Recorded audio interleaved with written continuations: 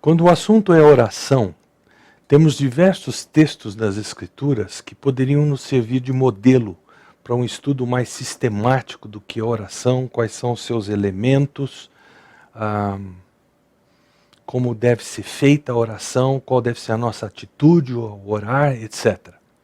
Começando pelo texto mais famoso, o Pai Nosso, que veio como resposta de Jesus ao pedido dos discípulos ensina-nos a orar, nós temos outros textos fantásticos para esse estudo, como a oração de Neemias no capítulo 1, a oração de Esdras no capítulo 9, a oração de Daniel no capítulo 9 também, e a oração de Abacuque no capítulo 3.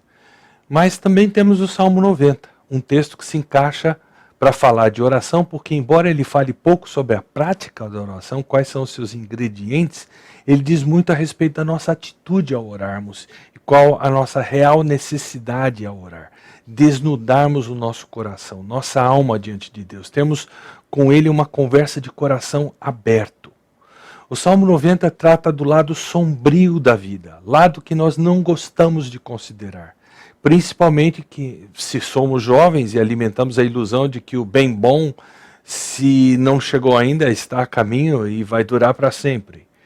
Assim como é difícil olharmos direto para o brilho do sol, é igualmente incômodo nós convivermos com o lado sombrio da vida.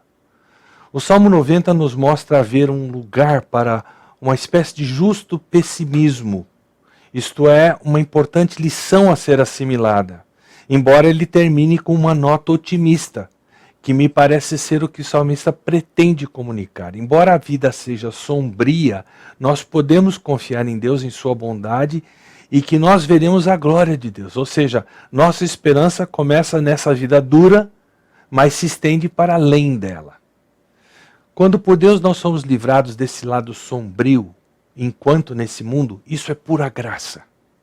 Não é e nem nunca será mérito nosso. Veremos isso mais em detalhes no decorrer da exposição do Salmo. Senhor, Tu tens sido o nosso refúgio ao longo das gerações. Antes que os montes nascessem, antes que formasses a terra e o mundo, de eternidade a eternidade, Tu és Deus. Fazes as pessoas voltarem ao pó quando dizes, retornem ao pó, mortais. Para ti 1000 anos são como um dia que passa, breves como algumas horas da noite. Arrastas as pessoas como numa enchente, e elas são como sonhos que desaparecem.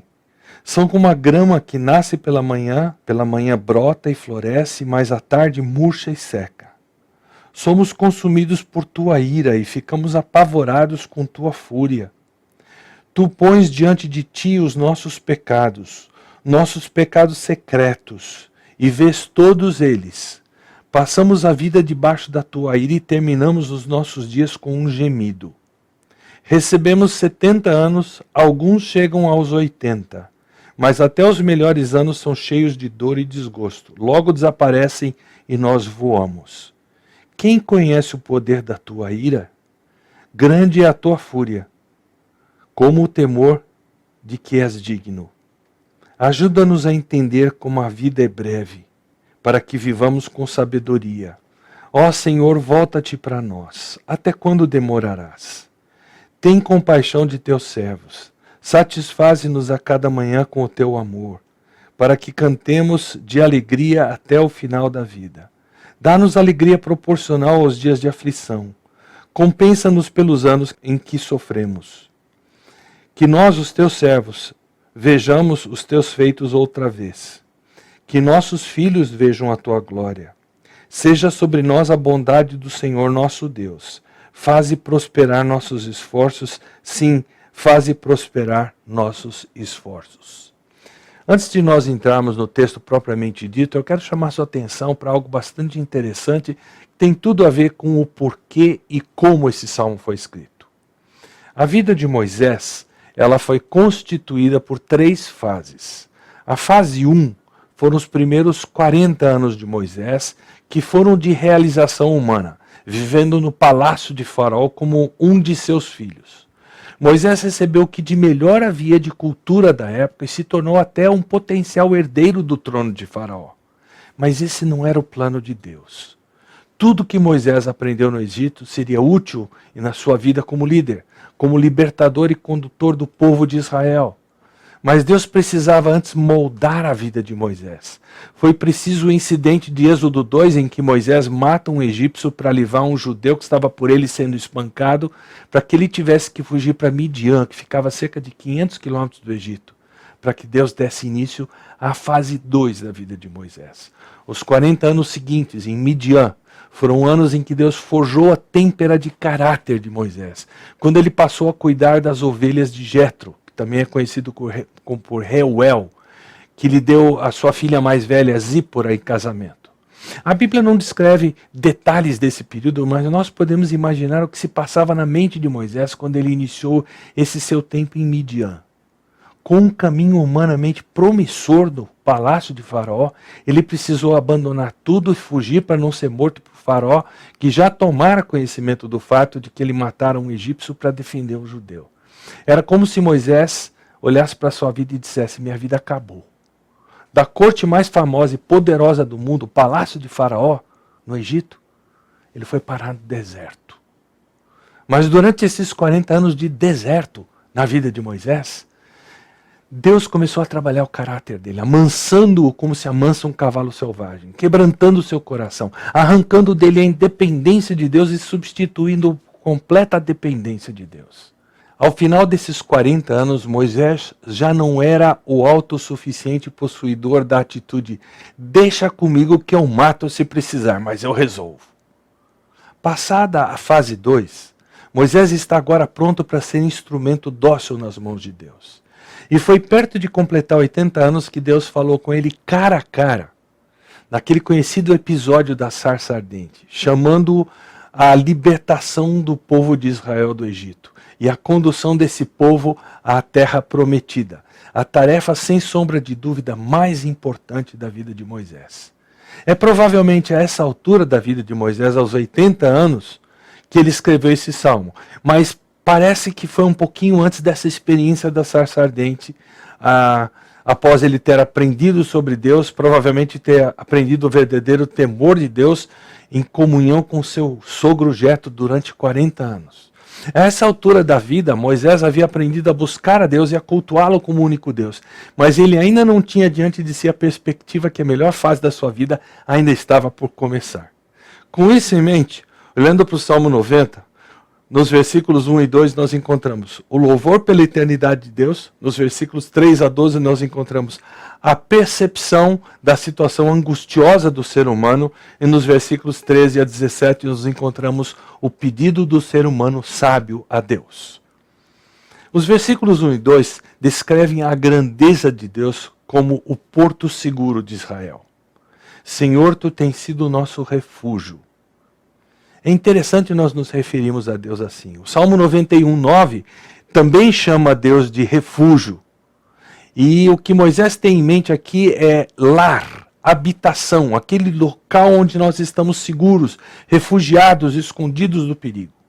E nunca é demais nós lembrarmos que o autor do Salmo, Moisés, ele era, a essa altura da sua vida, apátrida. Ele não tinha país. Ele era fugitivo do Egito e ele morreu sem entrar na terra prometida. Israel também era um povo sem país na época que Moisés escreveu esse salmo. Não seria de se esperar, portanto, que Moisés descrevesse a terra prometida como lugar de habitação de Israel? Bom, mesmo que a essa altura Moisés já tivesse na mente a terra prometida, supondo que Deus já tivesse dado a revelação para ele, o interessante é que Deus deixa claro para Moisés que o lugar de habitação final do ser humano não é um lugar, é uma pessoa.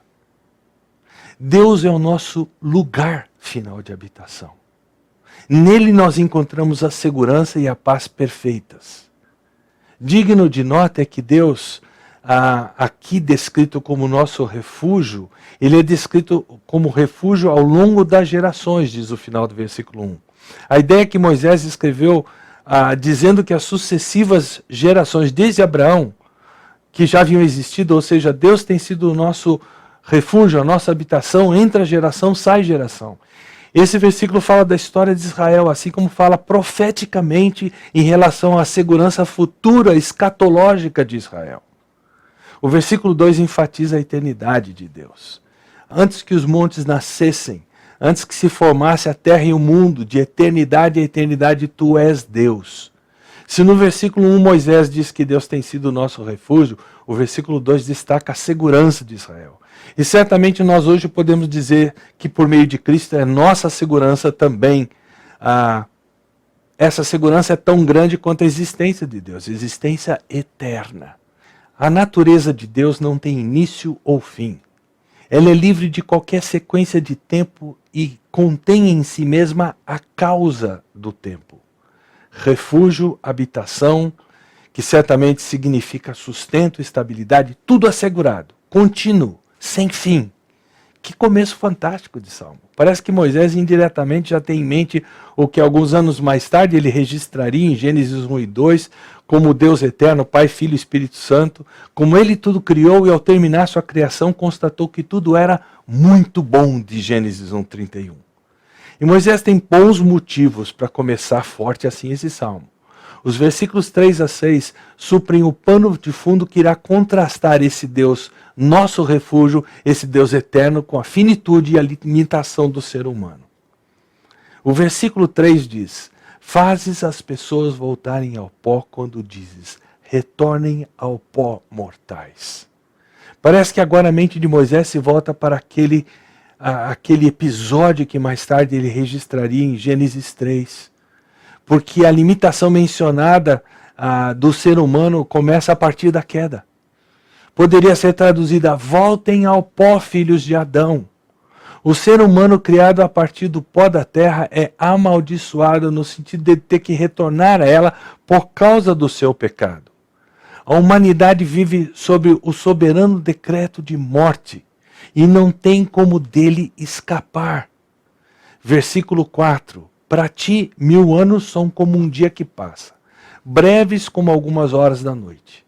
Parece que a mente de Moisés aqui já está no que ele haveria de registrar em Gênesis 5, onde ele está pensando provavelmente em Metusalém, que viveu 999 anos.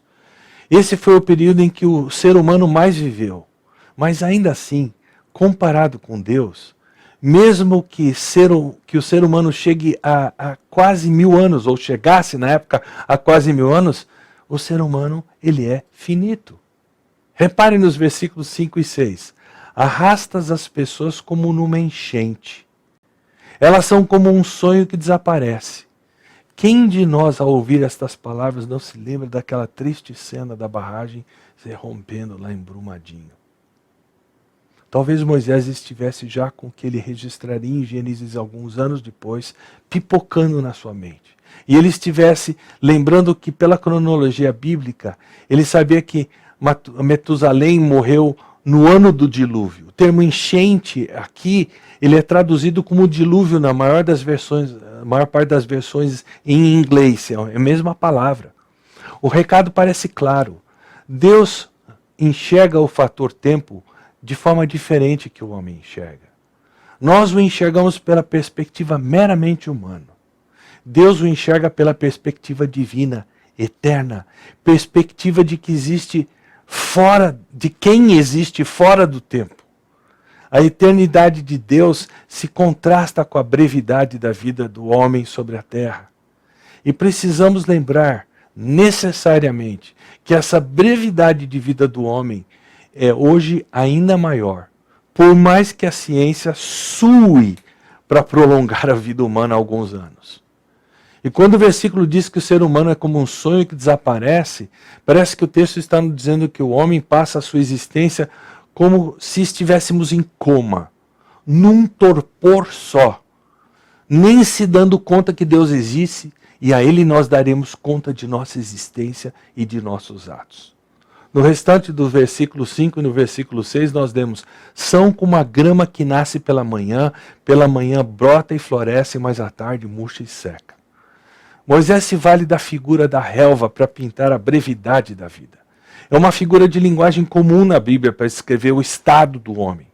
Por exemplo, o Salmo 37:2 diz: pois como o capim logo secarão, e como a grama verde, logo murcharão. Isaías 46:7 diz: anuncie que os seres humanos são como o capim, sua beleza passa depressa, como as flores do campo. O capim seca e as flores murcham quando o Senhor sopra sobre eles. O mesmo acontece aos seres humanos. Cada nova geração brota como a relva, cedo pela manhã. Não importa quanto sobreviva, ela acaba definhando. Esse ciclo da vida é demonstrado já a partir de Abraão e seus descendentes claramente. Com base na promessa de Gênesis 12, Abraão parece ter um futuro imediatamente brilhante à sua frente. Mas enquanto com a esperança viva disso acontece com o nascimento de Isaac, Abraão tem que comprar uma terra para sepultar sua esposa. O próprio Abraão não possuiu a terra que Deus prometeu. Isaac surge como nova relva que nasce. Ele morreu e as promessas de Deus ainda estavam por se cumprir. E assim foi com sucessivas gerações. Com esperança quando surgiam, mas se desvanecendo quando murchavam. Reparem, por favor, nos versículos 3-6, a brevidade de vida do homem. Ela não é apenas contrastada com a eternidade de Deus, mas que essa brevidade de vida é causada por Deus. Moisés não disse que o homem faz isso por si mesmo. Ele volta à terra porque Deus diz: retornem ao pó, mortais. É Deus quem o arrasta na enchente. É natural perguntarmos, já que Deus é o refúgio de Israel e que Deus é infinito e eterno, por que aqueles que lhe pertencem são sujeitos a tal brevidade de vida? E existe uma pergunta ainda mais contundente a ser feita. Por que Deus, de forma ativa, causa a morte do homem? As respostas nos são apresentadas nos versículos 7-10. Nesses versículos, a brevidade de vida do homem é atribuída ao pecado. Os versículos 1-6 contrastam a infinitude de Deus com a finitude do homem. Mas agora Moisés contrasta a pecaminosidade humana com a retidão de Deus. A vida do homem é breve e azeda, digamos, porque somos pecadores vivendo debaixo do justo juízo de Deus. Observe os versículos 7 e 8. Somos consumidos por tua ira. Ficamos apavorados com tua fúria. Tu pões diante de ti os nossos pecados secretos, vês todos eles. Não importa quantos tratamentos de rejuvenescimento, quantos produtos tipo Cicatricure são oferecidos em horário nobre na TV, a verdade é que o corpo físico da raça humana, diz a Bíblia de Estudo MacArthur, se desgasta por causa dos efeitos do castigo de Deus sobre o pecado no universo. A morte existe por causa do pecado, diz MacArthur. E Deus está completamente cônscio de nosso pecado. Nossa brevidade de vida é prova disso. Até mesmo pecados secretos, ou pecados que nós nem mesmo percebemos, ou os que nós racionalizamos porque os nossos semelhantes não os enxergam. Até esses são evidentes diante de um Deus justo e que tudo sabe. A vida não somente é encurtada pelo pecado, ela também é azedada pela dor e pela tristeza. Nós passamos a vida, diz o versículo 9, debaixo de tua ira. A última fase do versículo diz laconicamente: terminamos nossos dias com um gemido. Você está segurando o fôlego aí? Veja o versículo 10. Recebemos 70 anos, alguns chegam aos 80, mas até os melhores anos são cheios de dor e desgosto. Logo desaparecem e nós voamos. Não é interessante lembrarmos quem está escrevendo tudo isso e com que idade e sob que circunstâncias? Moisés estava na virada dos 80 anos, ainda tentando fazer sentido da sua existência. Cuidar das ovelhas do meu sogro?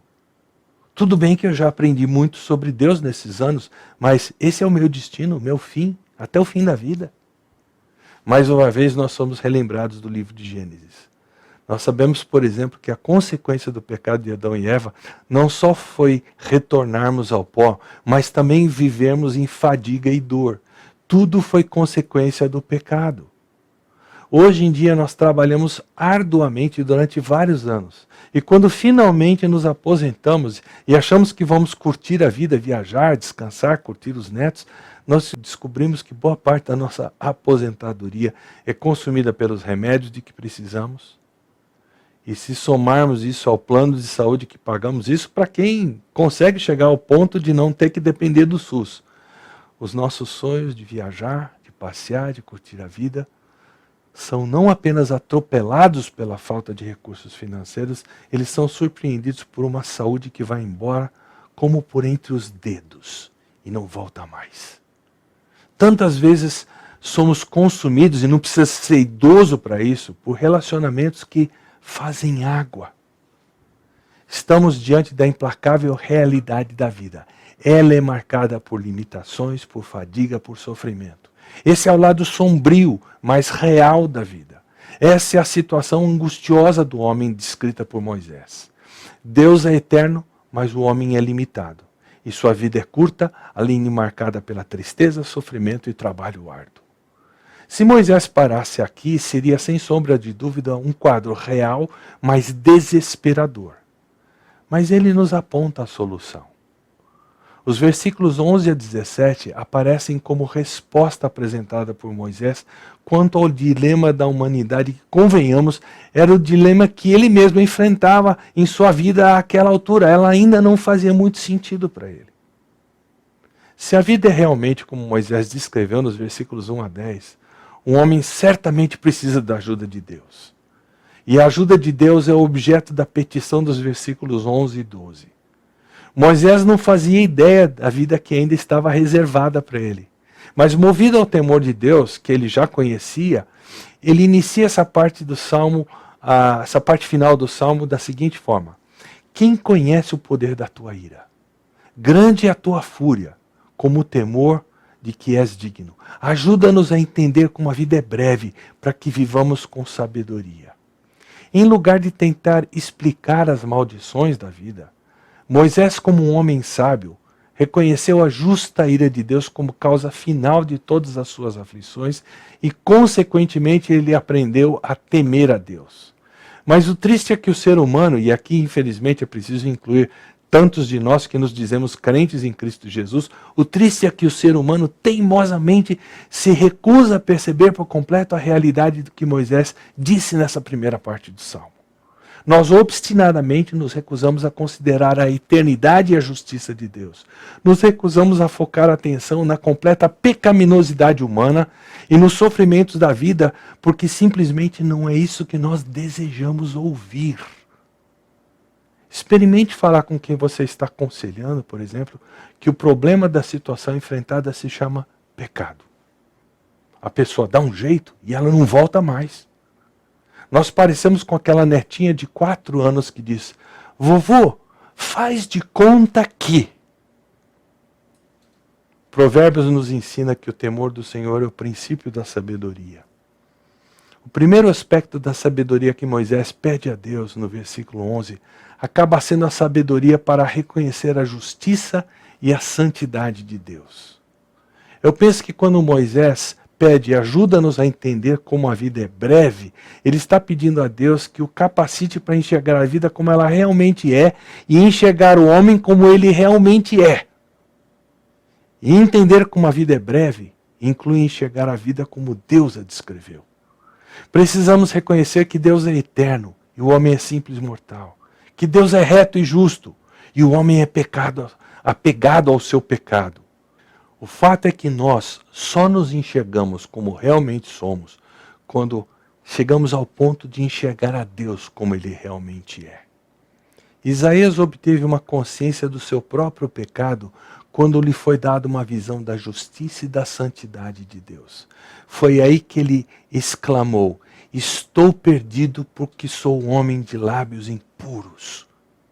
Assim como foi com Isaías, a primeira coisa que precisamos reconhecer e compreender é a santidade e a justiça de Deus. Só aí conseguiremos perceber a nossa própria condição pecaminosa. E infelizmente conhecer a respeito de Deus é algo que, inclusive dentro das nossas igrejas, nós vemos gente não muito disposta a conhecer. Mas quando nós conhecemos a respeito de Deus, só aí nós passaremos a não tratar o pecado com leviandade. Como me recordo da liderança de uma igreja que pastoreei, reclamando de meu filho, que era seminarista estagiário da igreja, não por indicação minha, mas por escolha dos próprios líderes, estando no 5º ano de seminário, ele invariavelmente começava o culto, porque ele mexia com música também, ao piano, procurando nos fazer refletir sobre quem Deus é e quem nós somos. Pastor, o culto precisa começar mais up. Já começa falando em pecado, pastor. Essa era a reclamação dos líderes da igreja. Outro aspecto da sabedoria demonstrada por Moisés é que no versículo 12, ele nos ensina que nós precisamos viver à luz de seus limites. Viver a vida à luz de seus limites. Nós precisamos entender que a vida é breve. Fato é que nós, ao lidarmos com a vida no dia a dia, temos a tendência de focar a atenção ou no passado ou no futuro. Os jovens, via de regra, concentram-se no futuro, anelando pela boa vida, a vida que só vai melhorar. Mas quanto mais experientes ficamos, mais rememoramos o passado, sabendo que o futuro é mais curto e incerto. É com relutância que nós nos concentramos no presente. Geralmente nós só olhamos de perto para o presente quando enfrentamos uma situação de doença. Enfrentamos a perda de um ente querido, a perda de um emprego, o desmoronar de um sonho de fazer um curso no exterior, ou até quando o casamento que não se concretiza porque ele ou ela resolveu acabar com o noivado, ou quando já existente um dos dois resolve pular fora. Aí nós somos forçados a olhar para o presente, olhar para o que está acontecendo hoje. O versículo 12 declara que uma vez que a vida tem seus limites, e é tão curta, não temos como colocar a nossa segurança no amanhã. Nem ousamos desperdiçar o hoje. Precisamos, portanto, viver sabiamente, compreendendo as limitações e a brevidade da vida. Deus nos concedeu a capacidade de servi-lo durante algum tempo. Não conhecemos o amanhã, mas não sabemos imaginar, saber sobre um futuro que é incerto e por causa disso empurrar as nossas obrigações presentes com a barriga, como a gente diz na gíria.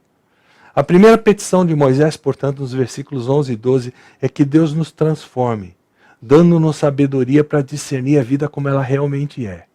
E a capacidade para enxergarmos a justiça de Deus, a brevidade da vida e para vivermos a nossa vida à luz das limitações dela. Nos versículos 13 a 17, Moisés faz um segundo pedido. Ele pede a Deus que modifique esta vida, removendo suas limitações. Boa parte de nós tende a concordar com esse pedido. Mas nosso problema é que queremos que Deus modifique essa vida sem acarear as questões apresentadas nos versículos 11 e 12. Não queremos perseverar e resistir em meio às dificuldades. Nós queremos uma vida de sombra e água fresca para que não tenhamos que ser transformados. Nós não somos lá muito fãs desse negócio de nos parecermos com Jesus. Não somos fãs desse negócio de confessar pecado. Moisés ora a Deus pedindo que modifique a vida somente depois de haver pedido graça para viver nessa vida conforme Deus a presenteou. Há 4 palavras que eu encontro para descrever o pedido feito por Moisés nos versículos 13 a 17. A primeira palavra é retorna. Esse termo descreve a petição de Moisés para que Deus modifique a relação para com os homens. Enquanto Deus tem sido reto em julgar os homens por seu pecado, Moisés agora implora a Deus, não por justiça, mas por misericórdia e graça. No versículo 13 ele diz, ó Senhor, volta-te para nós. Até quando demorarás? Tem compaixão dos teus servos.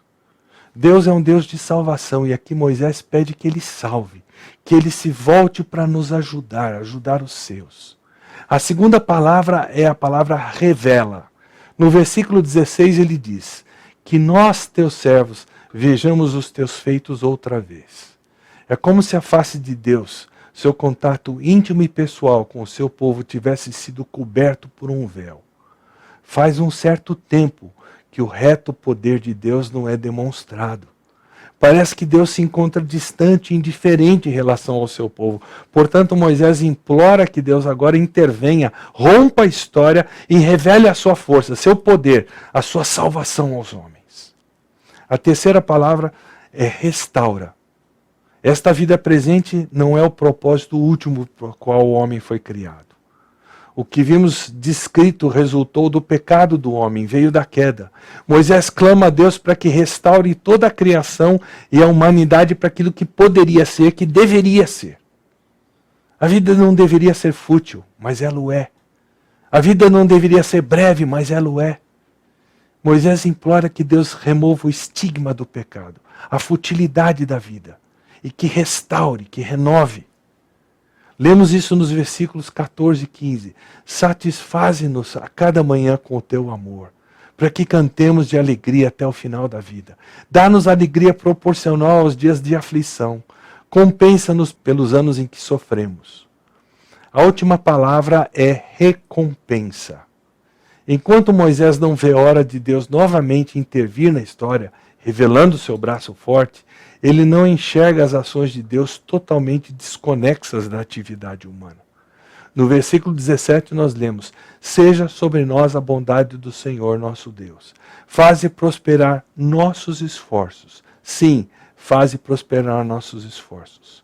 Enquanto por um lado a vida se caracterize por limitações e frustrações, nós podemos orar não apenas para que Deus nos transforme, mas para que Ele também transforme a vida. Podemos até orar para que Ele nos abençoe e abençoe as obras de nossas mãos, de forma que as obras de nossas mãos, com elas nós atinjamos resultados eternos. Em resumo, enquanto Deus é eterno, o homem é mortal e a sua vida está severamente limitada pelo justo juízo de Deus sobre o pecado do homem. Neste salmo, Moisés pede primeiro que Deus nos conceda graça para que vivamos dentro do que a vida realmente é, e à luz de quem Deus é. Segundo, que Ele transforme a vida naquilo que ela deveria ser.